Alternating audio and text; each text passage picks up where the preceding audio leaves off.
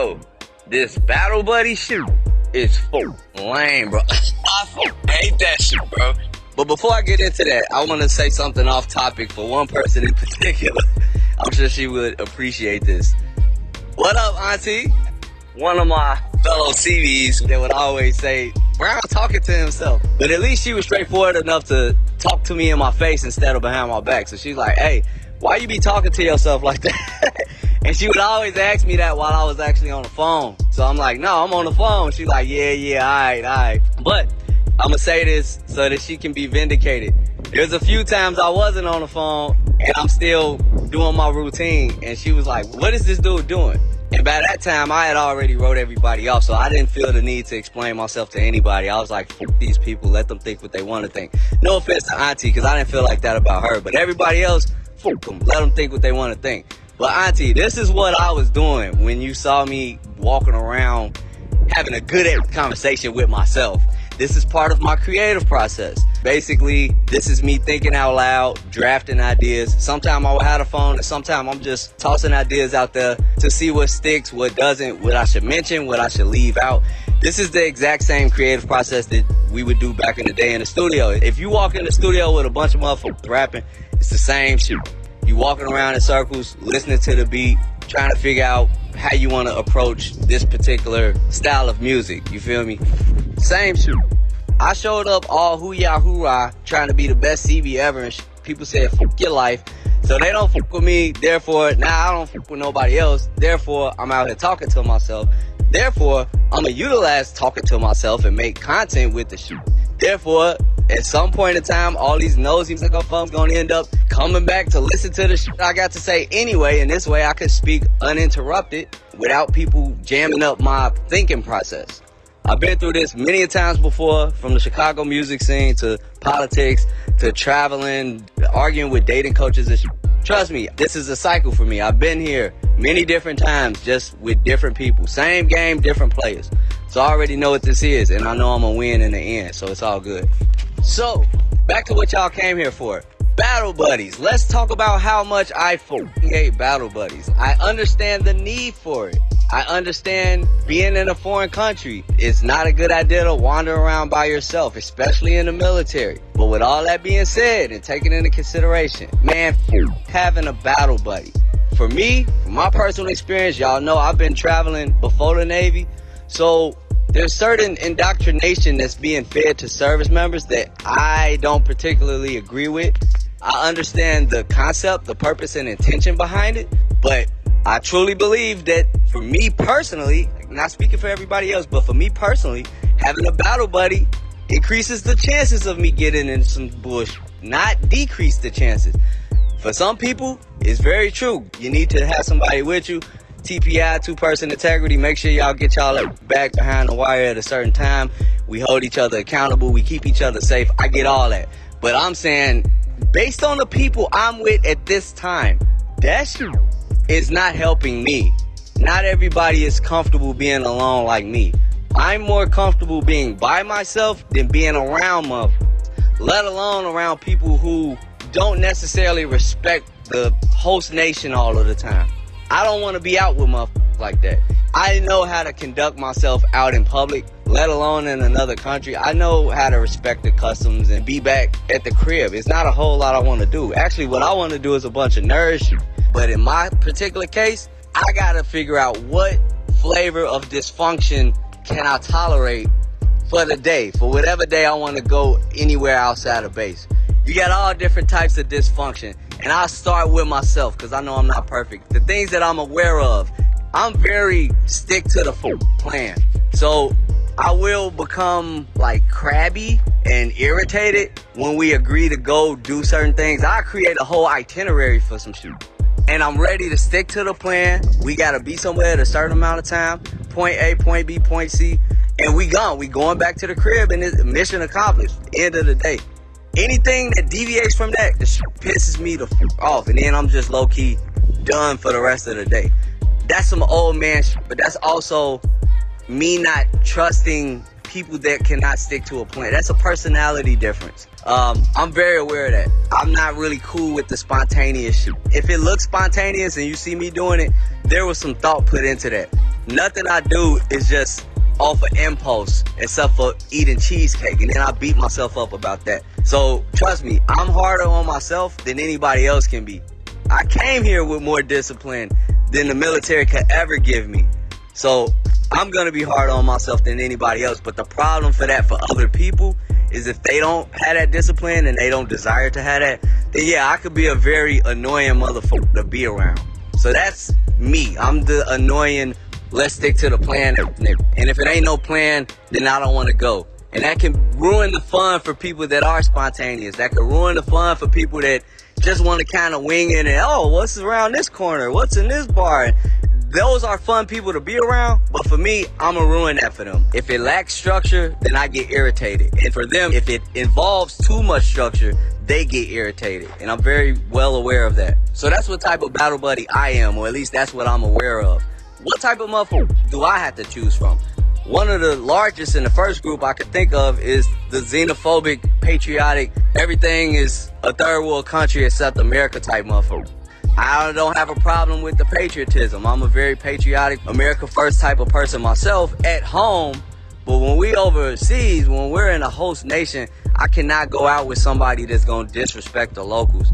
I cannot go out with somebody that doesn't want to obey the laws in another country, but they want to preach obeying the law at home. I see the way people move out here, and it's just a giveaway of their posture.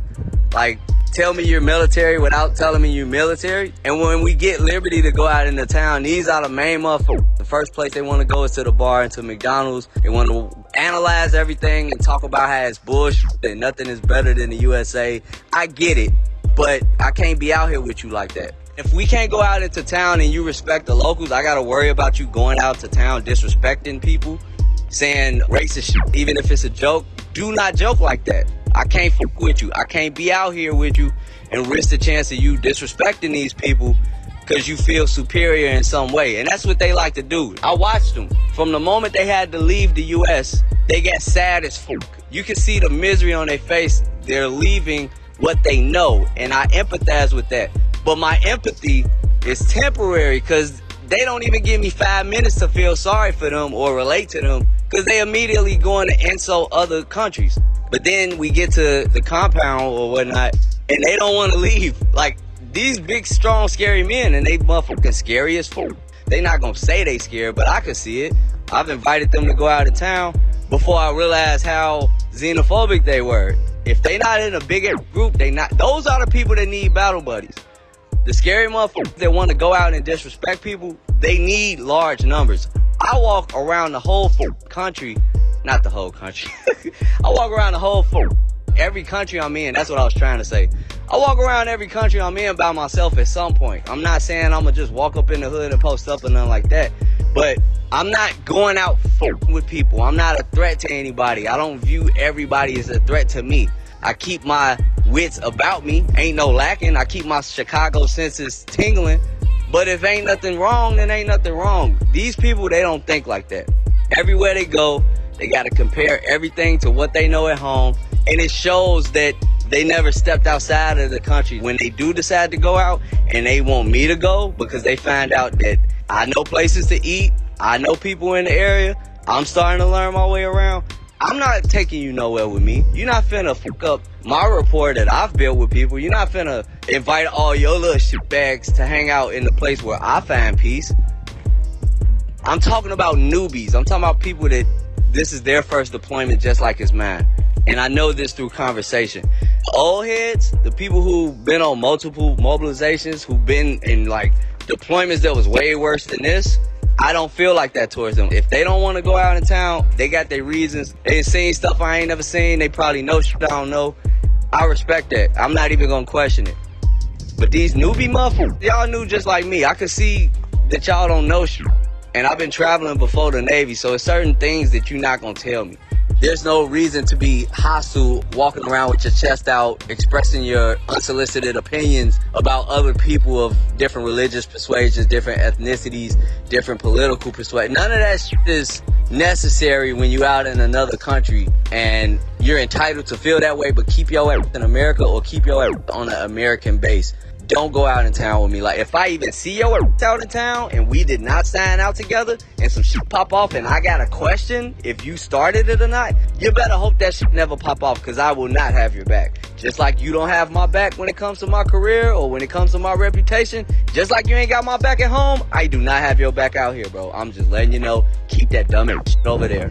So that's the first group, and I know it might sound harsh to say, but the reality of it is, you need motherfuckers that's filled with hate and misery and bitterness and trying to take out frustrations on people that don't look like them, because those are the people that go out and shoot and get shot at.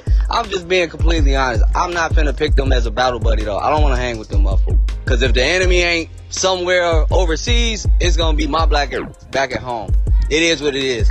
The next crowd I got to pick from will be the party people. And I love the party people. You need the party people. They keep the morale high when shit sucks. I like to party too, but the difference between us is my routine and ritual leading up to partying is a lot different from the party person. Most party people, generally speaking, are very impulsive. They're very, fuck it, let's do it. They're very spontaneous and they're fun. And I love that for them. You need people like that to keep morale high. Those are the people that should be entertainment, because they are energized by entertaining people. They just dive in the pool head first. They don't even check if it's water in the pool or not. Me, I want to know where the pool is at, how much water in the pool, what are they putting in the water. You know what I'm saying? I think too much before I do shit. I can enjoy myself, but there's a lot of planning and preparation, even into my fun, into my recreation. And I love that for me. Knowing these personality differences, I can enjoy myself with the party people because I planned for that. But we start to clash when they had a good time with me before, so they think every other time like that is going to be the same. And I always give that disclaimer to people before I go out with them. This is the thing about me that the party people just don't understand. They don't want to understand, because if I try to be modest about it, they don't hear me. And if I say it like this, people think I'm being cocky, but I'm just telling you what it is. If we were back home, you would not be hanging out with me. I would not be hanging out with you. Why? Because I would cramp your style. I would be too lame for you. But the reason I don't hang out with you is because the shit that you pay for, buying all this dumb shit to impress people, balling out in VIP, balling out in the parties and all this other shit. I don't pay for that type of stuff, bro. If I'm not the one or one of them ones, you're not gonna see me out nowhere, which means I'm keeping my money. Whenever you see me and it's a turn-up night, we don't pay for this shit. We know the security. We know the owners. You the type of motherfucker that's out here spending all your money trying to impress people in VIP. We the type of motherfuckers that come in, don't get checked by security. We say what's up to the owners. We the people that get invited to VIP to take the pictures so that they can promote that we were there. The chicks you trying to impress, we gonna meet them later anyway if we don't already know them. And we gone. We don't spend all of our time spending money in the club trying to simp for some chicks. Like, that's old hood shit. That's old hood rich mentality. Real motherfuckers that's checking a bag, they not moving like that. We not spending our money like that. And again, I'm not saying this to be cocky. At a point in time, I was actually trying to help these individuals, the party people. I'm trying to tell them how I move, but they don't care. They get paid and they just want to go crazy. And that's their right. They can do that shit. But when I get pulled into it, I gotta let them know, look, bro, back home, I don't do that. If we not making money off the shit, we don't even want to be there. If it's not a birthday or a holiday or something like that, and again, this shit was planned out. Anybody in my inner circle can tell you the night is gonna be lit, and the day after is gonna be back to boring and coffee in the morning. What the fuck is next on the agenda? I got a routine that I stick to, and that works for me. I don't want to project that onto nobody else. If that ain't your style, I don't want it to be. I want you to go where you are energized. But for me, all that shit is thought out. Even if it's like, give me a day or two to make up my mind. My other issues with the party people is, these are the people that's broke. These are the people that can't wait to get paid. They can't wait to blow their check. They show up to muster in the morning hungover, not knowing what the fuck going on. They don't necessarily want to work all the time. Or they always end up getting into some shit. It don't be real big trouble. It just be unnecessary shit. It be avoidable shit. And they look at me like oh, it'll be fine. Oh, it'll be fine. And then in the morning after, they got a story or some drama, some stupid shit that happened. And they looking at me like they don't want to say I was right. And I don't want to say I told you so, but fuck it, I told you so. These are the people who are not necessarily goal-oriented. And I know how I'm perceived as well. So I might come off as hot and cold. Because when we finna live it up, we gonna live it up. But I guarantee you, you will see me the next day, and I'm gonna go right back to being the quiet in the corner, or the person that's walking up and down talking to himself. I'm back to my routine. This shit energizes me. Alone time, being able to think, being able to be creative, being able to work out, being able to save money, being able to pay for shit. In the future, being able to take care of home. These are the things that give me life. They give me a sense of stability. They don't necessarily perform well under heavy instruction, under heavy discipline. And I'm not saying that's a bad thing.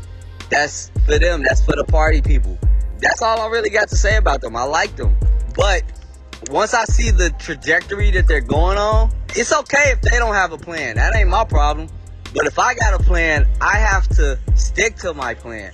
And when I realize, and this goes for friends and family too, when I realize that I'm around anybody that's gonna degrade my mission, then I have to create some distance. Otherwise, I won't get the shit done that I need to get done. The minute I joined the military, it was, I'm gonna serve my country, but I'm gonna serve my family and serve myself as well. I think a lot of service members fuck themselves around because if you get a bad deployment, man, you're not gonna come home the same. It's gonna be problems. You got problems downrange and you're gonna bring that shit home. Or you got problems at home and you're not fixing them, so you're gonna go on deployment, blow all your money, and go back to the same shit that you just left. I see it all the time in the reserves. If you're not gonna fix yourself while you out here, then I don't wanna be around you. I go out to party with you if I planned it, if I was prepared for it. But I ain't afraid to say I ain't got it. I ain't afraid to say I don't feel like it. I ain't afraid to say, bro, the shit you said you want to do, you're not doing. You need to tighten up. You need to buckle down. And those people don't typically receive that type of criticism very well. So a quick story about me with the party battle buddies and shit. So me and these guys going out to the beach. We meet these girls at a beach party. We have a great time. Of course we do, because I'm with the party people. And we all keep in contact and decide we'll go hang out again sometime. That's enough for me. I'm energized. I got my fix. I can come back to work and be super productive. I can come back and stick to my plan, finish being super disciplined, all that good shit. But these people, the party people, they can't get enough. They get addicted. They have fun one good time and they start chasing the dragon. They want to recreate that feeling every weekend, every payday. And I went out with the party people again so I could run my errands. Big mistake. Like Bill Burr say, mistake. But man, G, I'm running errands, I'm grocery shopping, I'm mailing shit home, I'm mailing shit to my little Dominican buddy. I got missions of my own. This ain't got shit to do with no females around here. But the party dude decides first he asked me, he said, hey, let's, before we go back to base, let's get some drinks with so-and-so and so-and-so. And I'm like, nah, I'm not really trying to do that right now. Like I told you, I'm out here to do ABC and I'm gone. We back. And he agreed with that initially, but this motherfucker can't just stick to the plan. He has to talk to these girls, telling them everywhere we are, trying to get them to meet up with us. And I'm out here shopping, sending shit home, sending shit to my buddies in the DR.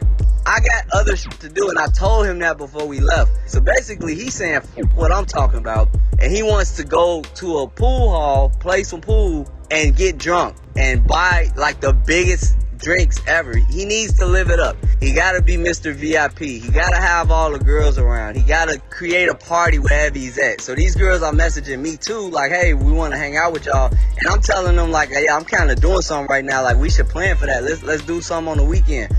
This dude invites them to where we are, and he orders all these drinks. Now he's blowing his money, and he expected me to sit up here and drink with him and these girls. And the girls, I'm not mad at them. They just want to have fun. They don't give a fuck who is with.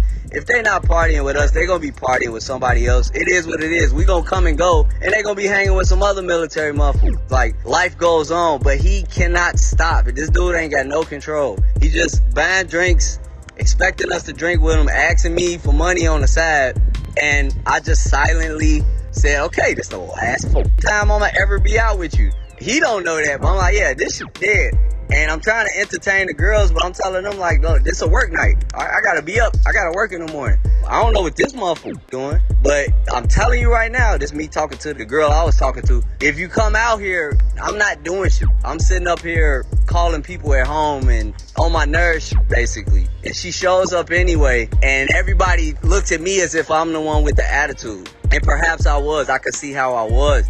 Because of that, I had to make the executive decision that I'm never going out with this motherfucker again. And this chick, if she needs to just be wherever the party at, they could find that with some other people. I won't be there. And that's exactly what happened, which is great for all of us. But for this particular party battle buddy, now he got to come to me every day talking about how he's spending too much money. He got to save. And how he don't know what he gonna do when he get home. He don't know what he gonna do about this bill and that bill. And I'm like, bro, shit. I don't know what to tell you. Now I'm the reverse. I'm not going out. I'm not partying. I'm not doing none of that shit. And if I do, it definitely ain't gonna be with your ass, because you just said what I'm talking about. So maybe that wasn't the funniest battle buddy story. I got some other ones, different types of battle buddies, but that's the party person. Those are the party people that I can go out with occasionally, but on my end, that's gonna be planned and thought out. And if you fuck up my plan, it's a wrap. We not doing this no more. So yeah, those are the party people. And like I said before, I got love for the party people. We all need the party people, but as a battle buddy, I gotta plan that stuff out. I can't be going out with the party people if it's not time for me to party. Moving on, the third type of battle buddy that I had to choose from on this particular deployment, I like to call them the thirsty battle buddy. And there's a distinction to be made between the party people and the thirsty battle buddy. The party people, it's a party wherever they at. Even if it's not, they want to make it a party. And they need big crowds. They need to spend a lot of money. They need to be the center of attention. And I love them. The thirsty battle buddy is more one-on-one, more, hey, think you want to go do so-and-so? You think you want to do so? They don't always tell you they plan, but if they need a battle buddy and you need a battle buddy, they will go out with you, and they will come find you and ask you to go out with them. But you need to know that the thirsty battle buddy is always thirsty to do some thirsty shit. And it can be something as innocent as, I want to get a tattoo, and maybe you're not supposed to get a tattoo on deployment, but, you know, people do that.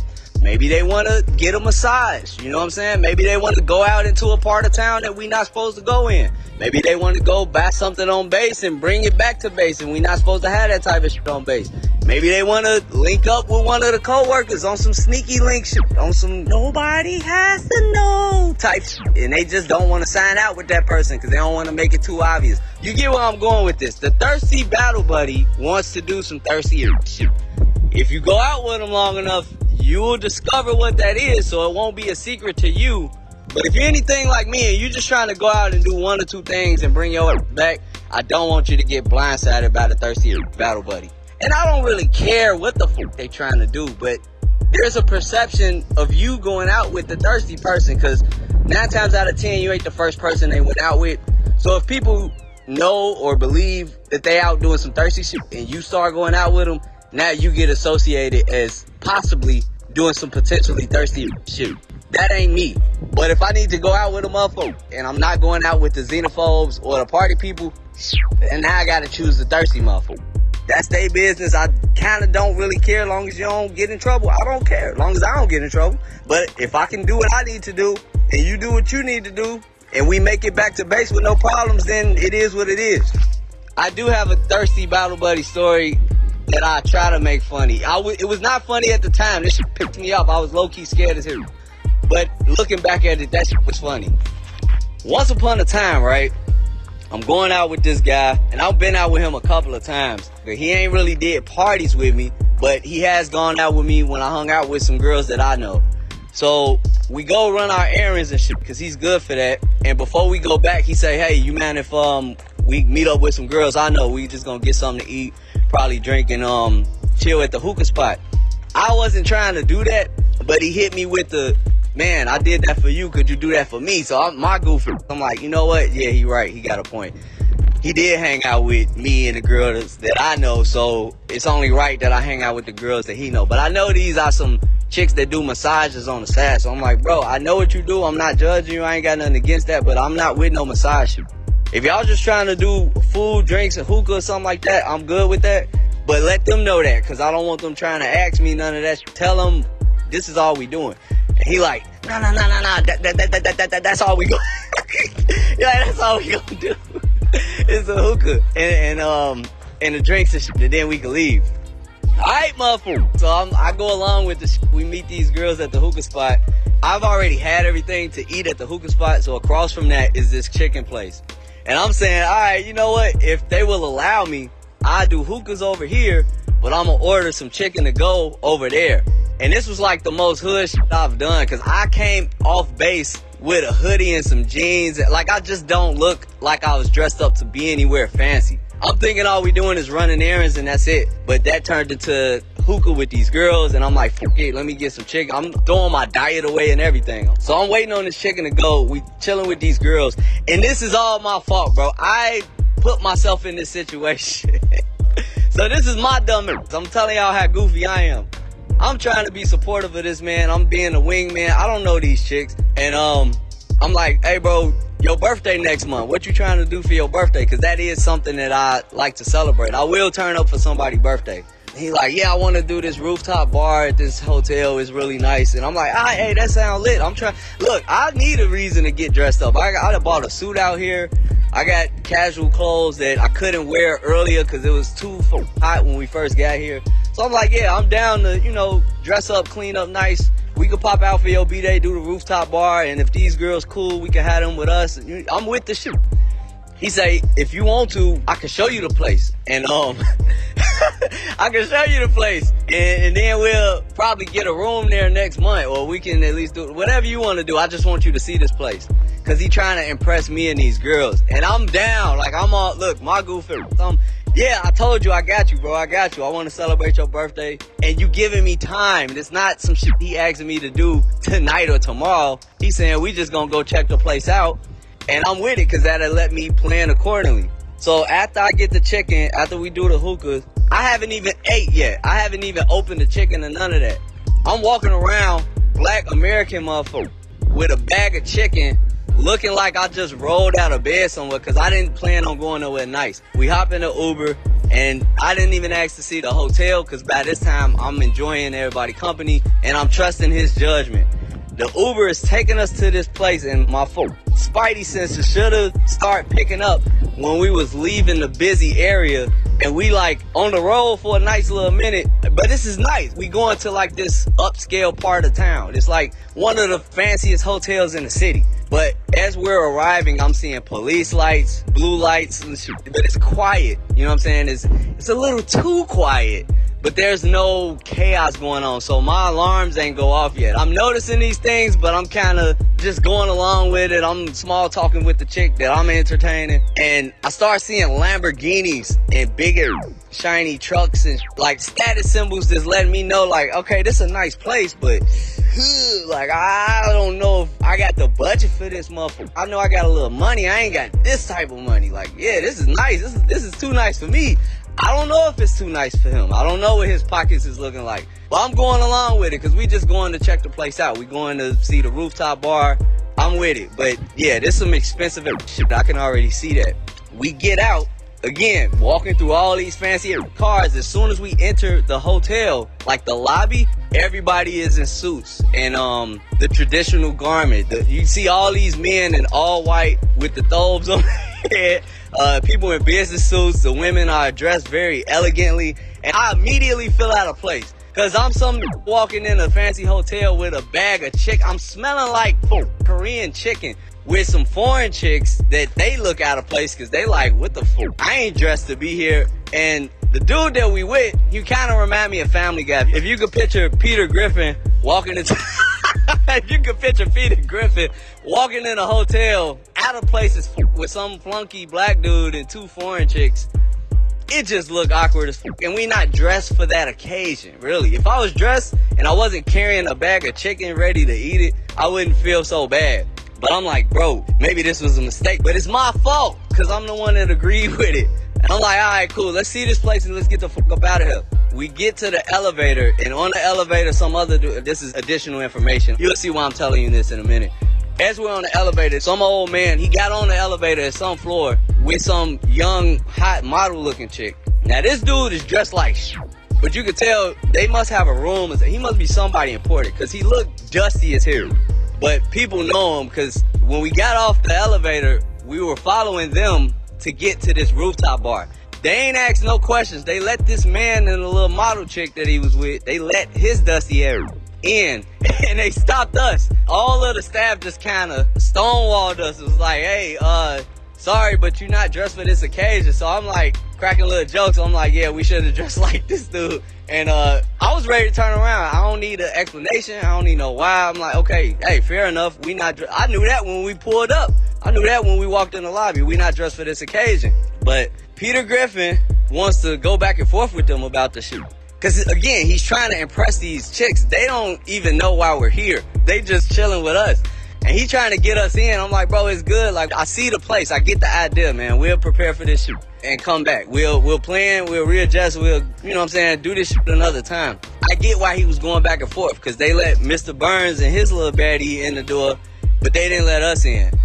All that back and forth he doing with the people, they still not letting us in. So instead of us just leaving, he wants to try to take pictures. He want to take selfies and ask the girls to pose a certain way. And I'm embarrassed, but I'm laughing at myself internally, because I'm like, I'm the most steak and asparagus eating motherfucker out here. I'm eating healthy, broccoli, smoothies every goddamn day. And the one time I want to be ratchet and get some fried Korean chicken, this dude got me walking up in the most expensive place in the city. And it's just some stereotypical black dude looking at shit. So I'm going through my own little internal struggles of, man, he got me out here dirty. And my food getting cold. But he don't want to leave yet, because he trying to take pictures with these girls. He trying to get them to pose. He trying to get the view on the 50th floor and all this whole dumb shit. This is not impressing these girls, bro, because, like, he can't grasp the concept that we ready to leave. I'm ready to eat. I ain't dressed for this occasion. The girls definitely not dressed for this occasion. They don't want to come up here looking like that. Again, this is some shit that you planned for, but again, this is my fault, because I just went right on into it. I just was trying to be a friend or whatever. So after this rinky-dinky photo shoot, by the time we get downstairs to the lobby, now we can't leave, because they got all the exits blocked off. They got royal, I don't really know the proper name of it, but this was like some, kind of remind me of the Fruit of Islam uniforms from Nation of Islam. But this is the real deal. This is not some brothers in Chicago. No disrespect to them. But this royal security team is blocking us in. But this dude that I'm with, Peter Griffin, he thinks he could just walk through they shit. Like, yeah, we just leaving. I'm trying to give him a hint, like, bro, no, we gotta wait, or we gotta talk to somebody. I'm trying to find the hotel staff to ask them what's going on. And this man is just heading straight towards the door, finna walk through this circle of a security detail. I'm like, dude, I don't know what's going on, but do not walk through these people. They standing there for a reason. Like, that's like if we was guarding an official and motherfucker just gonna walk through our shit. Like, bro, what the fuck you think you doing? And these girls is with us too. I don't know if they speak Arabic or not, but I'm figuring like, hey, y'all might have to speak for us, because whether they speak English or not, I know they speak English, but they was just not talking to me. All eyes are on Peter Griffin, because he just walking like he finna walk through they shit. So I'm yelling and I'm like, hey, check it out. Like, I hate that I said that. I'm like, hey, check it out. Like, so-and-so, I'm not gonna say his name. Bro, get over here, man, you tweaking. And he not listening to me. He think he finna walk through these people. So we get outside, but we gotta walk through this line of cars and through this little security team to make it to where we can get an Uber to pick us up. And once we got outside the door, I tried to talk to the valet people, and I'm like, excuse me, sir. These motherfuckers act like they can't hear me. Because, again, all eyes are on him. They look like they finna beat his ass. I couldn't think of nothing else to do or to say, so I just yelled to the top of my lungs, sir! Assalamu alaikum, sir! My dumb y'all say, Assalamu alaikum, sir! And everybody turned around. Not everybody looking at me. They went from looking at him to looking at me, because they're like, what the fuck? And he looking at me like, what the fuck? And the girls look, I'm like, I asked you to say something, but nobody was listening to me. But when I said that, it was like everything stopped, and the valet guy walked over to me, and in English, of course, he was like, good evening, sir. How can I help you, sir? Like, that's what I gotta do? But it made everybody stop. And then Peter Griffin brings his back over there to see what's going on with me now. And I just explained the situation. I said, sir, we don't want to interrupt. We just trying to get Uber to get home. And so he says, come with me. Now, you know, my heart pounding. This motherfucker talking about come with me and shit. And I'm still carrying this bag of chicken smelling like Korean chicken. They were very nice. I gotta say that. The hotel staff was very, very professional, very nice to us. They sat our dumb in the corner. They gave us our own little section in the corner. They was like, you know, you can't leave right now. We got some delegates that are checking in and it might take a while, but we ask that you just wait here. They brought some water. They was cool. They was like, yeah, just chill right here. We'll let you know when you can leave. I'm heated, bro.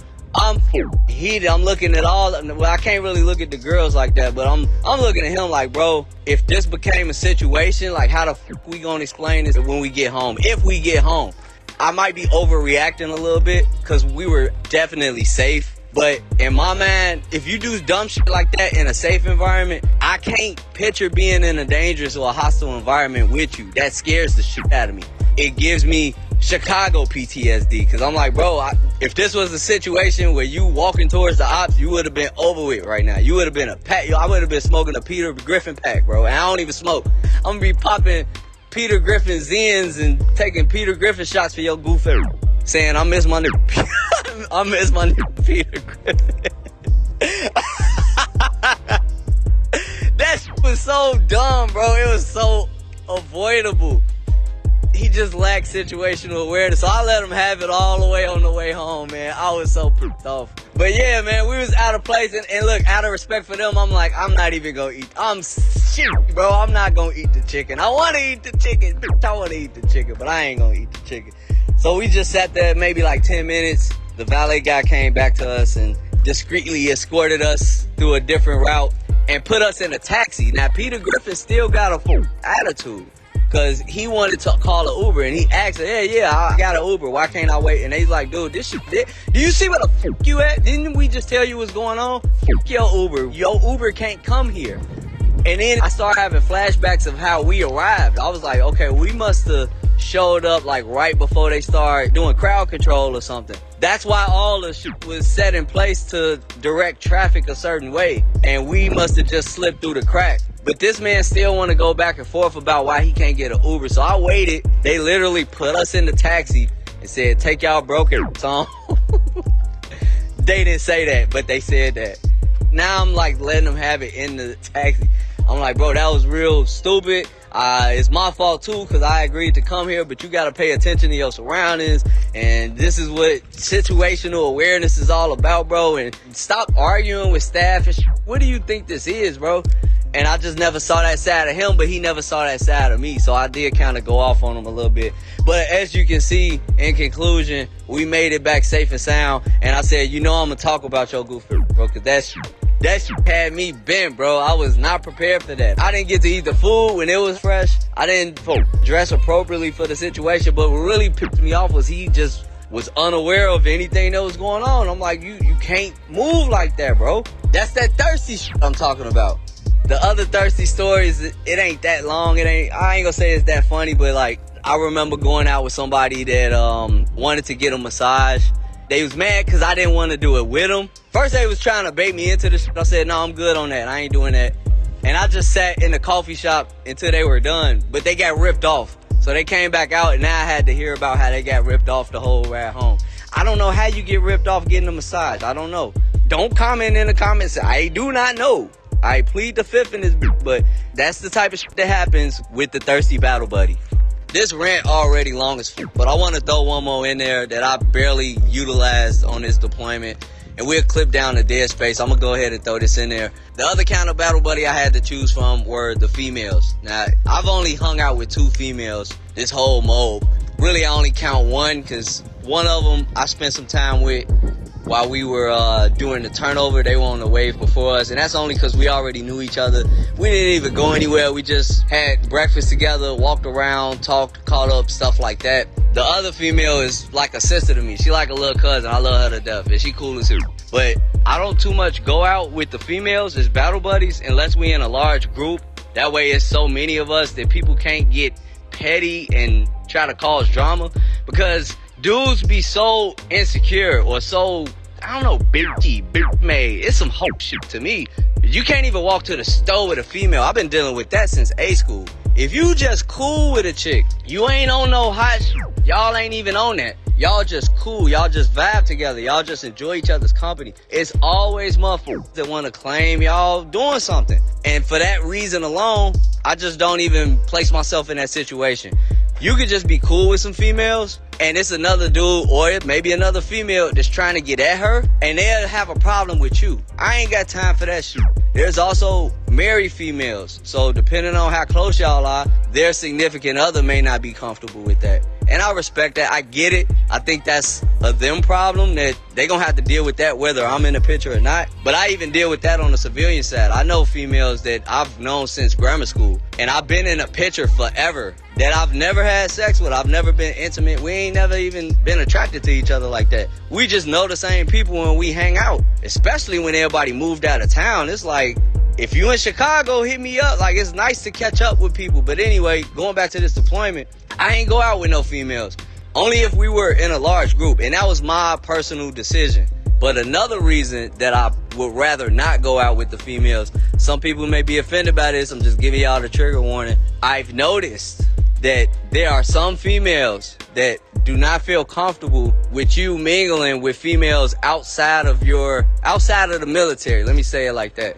I know this about the brothers for sure. Like, we get out in these other countries, it's somebody checking for us. I'm not saying that everybody is checking for the brothers, but somebody checking for us. Any country you go to, I knew that before the military, but it's very interesting. It's a confirmation for me to see it in the military that there are a segment of the female population, the American female population, that does not like the idea of brothers getting a lot of play from the foreign chicks. And because we're deployed, they will pull a little shit and they will say a little slick shit to either paint you out to be a certain way or to make an issue out of some shit that ain't an issue. One time we were briefed for the worm, like basically a weekend brief, don't get in trouble, don't do dumb shit. And the message of that particular weekend was, be careful with the people of the opposite sex that you meet out here. If you got a very attractive person talking to you, and they really, like, again, they say that gender neutral wise, but they really talking about the guys. Nobody's checking on who the females is talking to. But if a nigga like me is caught out with a baddie, people want to know, how the fuck did you do that? And the stigma is gonna be, you can't pull a bitch like that, so they have to be a prostitute or they might be a spy. That was the worm that was put out. And they tried to do it in a comical way. I didn't find that shit to be funny. I like the leadership, but they was trying to make a joke by saying, basically, all y'all are ugly. So if you with a hot model, if you got some beautiful woman trying to talk to you, they might be a spy or a prostitute. There's some truth to that. I know he got to say that type of shit for a reason, but I also know, as a passport bro, no, sometimes they just know you American or they know you military, and they might give you some play, and they might look a little better or they might treat you a little better than the motherfucker that you currently serving with. So the females that are sensitive to that, they may not appreciate you being appreciated in a whole nother country by some motherfuckers that ain't them. I'm gonna say that again. The females that you are serving with, the American females that you are with, they may not appreciate seeing you go out into town and you making female friends that's not in the military. And I've seen this play out in real time with my limited experience here. I've had conversations with brothers at home that's married, brothers that are traveling, that are veterans. We all saying the same thing. It's something about going to other countries. Brothers just hit the ground running and we ain't checking for all of it. I'm not saying dudes don't do it, because you got some dirty Rodneys that want to knock everything down. They want to knock down the coworkers. They want to knock down their bosses. They want to knock down their juniors. It's dudes out here like that. But a lot of guys, once they get a taste of some foreign chicks, they not interested in no coworkers. They not trying to do no fraternization or none of that shit. And I showed up like that. I was messing with chicks in the military, mostly the Army. I was messing with chicks in the military before I joined the military. Now that I'm in this bitch, that's not part of my policy. I'm still on that with the veterans. Once you get out, if you want this work, come holler at me. But I'm not on that with no female I work with. I don't give a fuck how attractive they are. I don't care if they a barracks bunny. I don't care if they trying to get this work. I'm not gonna do that. unlike some of my battle buddies, I'm not thirsty. And I don't give a fuck how bad a bitch is. I guarantee you I have way better bitch than anybody I'm serving with. So no offense, but if you worried about me being on some creep shit or some trying to holler at you shit, I'm not on that. I want to know, can you do your job and can you help me do my job? That's all I give a fuck about, and if you're a decent person. But there are females that they will block you, G. They will get mad if they see that you getting played and they feel you don't deserve that. They feel you shouldn't be out here partying with all these chicks. I had one girl that was, I don't know why she was just mouthing off like this. Yeah, you know, 90% of the women out here are prostitutes and spies. And I was like, see, this how I get pulled into shit. Because a lot of conversations, I just shut the fuck up. I stay out of it. But it was a long pause. And she was saying this in a way that was like, she don't even believe herself. She's just trying to convince us, especially the good old boys who ain't never been out of Kentucky and Ohio and Indiana and all that other shit. But she's saying this in front of me. 90% of the women out here are prostitutes and spies. And I just sat there for a minute. And I'm like, okay, if nobody else gonna say something, I'm gonna say, fuck it, I get petty. I said, really? Really? And motherfuckers pay attention. They don't listen to me when I'm trying to do some work-related shit. But if we bullshitting, talking about some dumb ass shit, people want to know what I got to say because I'm usually quiet. So I hit her with the really. She's like, yeah, you know, there's a lot of sex trafficking. Like, she's basically creating this victim narrative to do sign language, to shame and guilt any guy that dares to say good morning to a bitch that ain't in the military. And I'm like, really? Okay, well, I know some females that we all met together at beach parties and stuff like that. I've been to the mall. I've made friends at the mall. I know people that work in the clothing store. I've done business with people out here already, just buying shit. So I don't believe that. And this is what I wanted to say, but I did not say. I wish I would have. But again, I be trying to stay out the drama. This is what I wanted to say. I would love to introduce you to the ladies that I know and have you say that to them to their face. I've talked to women at the beach. I've talked to women that work at the mall. I've talked to women that work in these McDonald's and fast food restaurants. I would love for you to come with me and I introduce you to any one of them and you say the same shit that you just said here. I wish a motherfucker would go to any of these women and say, you know, 90% of y'all is prostitutes and spies. I would love to see how that go. I don't think it'll go very well, and I don't think you would do it. That's the type of misandric shit I be talking about. I'm not saying she don't know anything of what she talking about, but to make such a bold assertion, 90%, come on, G, 90%. And if you trying to save the world and shit, why don't you go rescue these? Where are these sex trafficked chicks at? Is there anything we can do? I know it ain't our mission, but is there anything that you've done to mitigate that situation? Or are you just saying some shit so the dudes that's thirsty for you will remain thirsty for you? Because if a motherfucker come outside with me, well, honestly, if somebody come out with me on this deployment, I don't really want them around the females I know. And if they are, then I just won't hang with them females. Because that's how that shit work. But let's say I do have a perfect battle buddy, somebody that I really vibe with. If I bring them out with me, I ain't gonna have them around. No, come on, man. In the Navy, G, I done heard both stories. Oh, this gonna turn into a longer rant. This is the last thing I'm gonna say, and I'm gonna end this shit. I done seen multiple stories. I've seen stories of guys getting caught up in prostitution and shit. Guys thinking that they pimps. That was some dumb shit. Thinking they gonna go to another country and be a pimp, and they end up getting pimped. But I've also seen stories of Marines marrying Arab princesses and shit. And I ain't gonna talk about the way they portray different demographics of people with those stories involving the United States military. But I find that very interesting that when they want to indoctrinate us, they only share, don't go out here because everybody's spies and prostitutes. And look at this story about this guy that thought he was a pimp. They not going to share the story about the Marine that wanted to wife up Princess Jasmine. They painted that picture as a happily ever after type of story. If you do find it, I peep shit like that. I see what you're doing. But yeah, I guess that's it for this rant, man. If you still listening to this, I really appreciate y'all listening to my deployment rants. If you enjoy this, shoot. If you haven't already, once again, please like, share, comment, and subscribe. I will share more of these if y'all want to hear them, because I'm definitely out here running my mouth now, so that by the time you're listening to this, I ain't gonna be thinking about it. I done already got it off my chest. I'm gonna be somewhere on the road or in the air, having a good time, living my best life. That's what we doing this for. Shout out to y'all for listening, man. Keep doing y'all thing. I love y'all. Have a great day. And remember, it's always a motherfucker, G. It's always a motherfucker.